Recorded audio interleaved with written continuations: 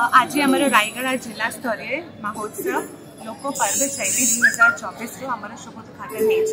jar आम माननीय मंत्री Panchayati Raj drinking water and rural development तार शुभारंभ कर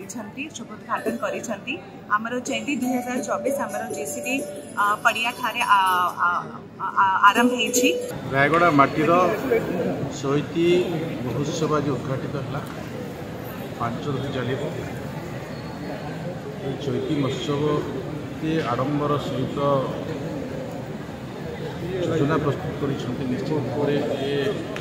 स्वागतर विषय अच्छी अनेक कला बची मरी जाता कला से उद्यम आरंभ हो माननीय मुख्यमंत्री आज